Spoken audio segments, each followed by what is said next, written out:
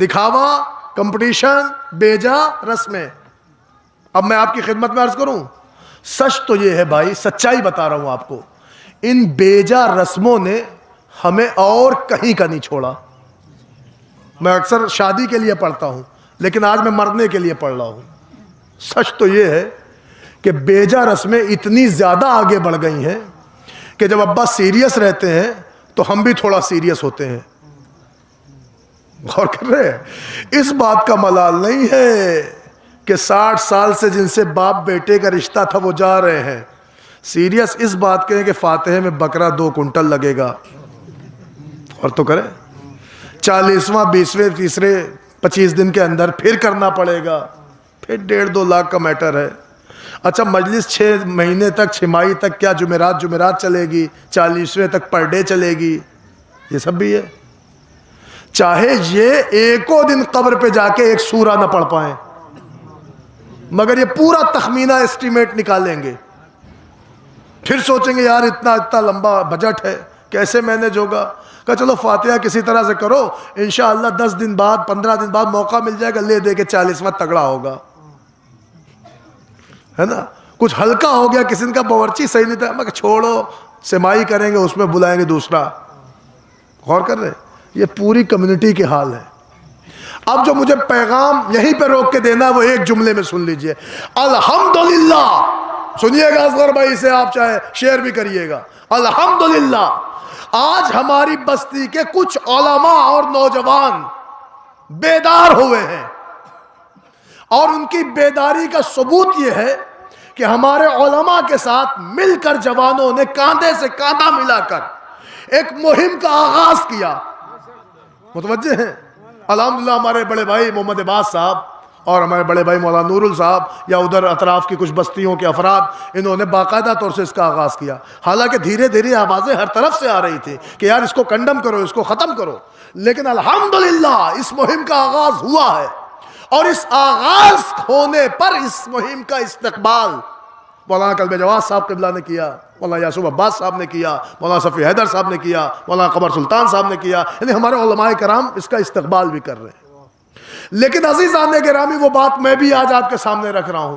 سارا اتنا بڑا مجمع بیٹھا ہوا، مجھے انصاف سے بتاؤ، کیا یہ ہمارے سرشت کو، ہمارے ضمیر کو بہتر اور مناسب لگتا ہے کہ ادھر ہم نے اپنے باپ کو درگور کیا، غور کیجئے گا، ادھر ہم نے اپنے باپ کو زیر لحد چھپایا.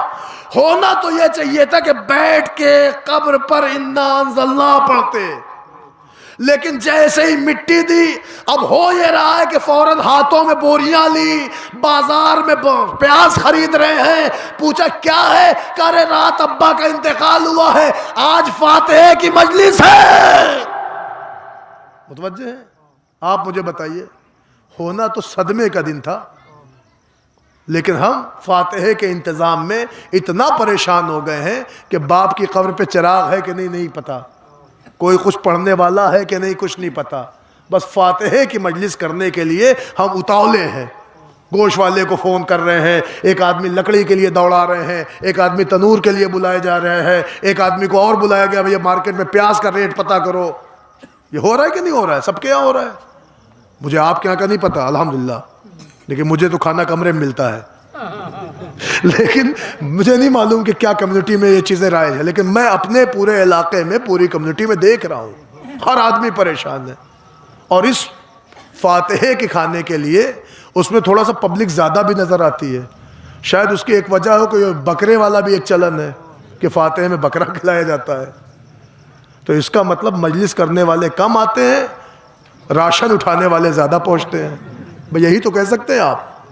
لیکن عزیزان گرامی سچائی یہ ہے کہ اسے مانوتا بھی ایکسیپٹ نہیں کرتی، اسے ضمیر بھی قبول نہیں کرتا، اس کے لیے دل بھی گواہی نہیں دیتا کہ ادھر ابھی دفنایا نہیں ہو، آپ بازاروں کی سیر میں لگ گئے، خریداری کر رہے ہیں. کیوں؟ ابا کا فاتحہ ہے.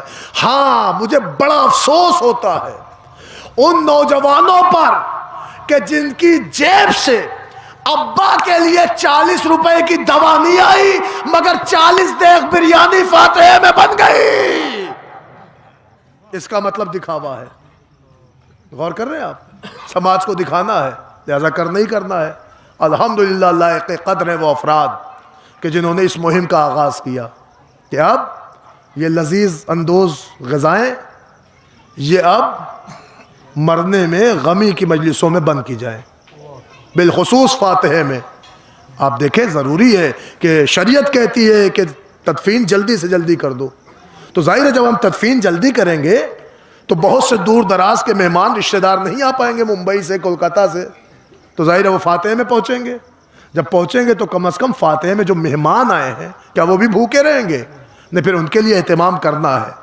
تو ایک مہم یہ چلائی گئی ہے کہ ان کے لیے لذیذ غذاؤں کا استعمال نہ کریں بلکہ سادی غذاؤں کا استعمال کر دیں، مثلا دال چاول ہی کھلائیں کیونکہ وہ مہمان ہیں آپ کے۔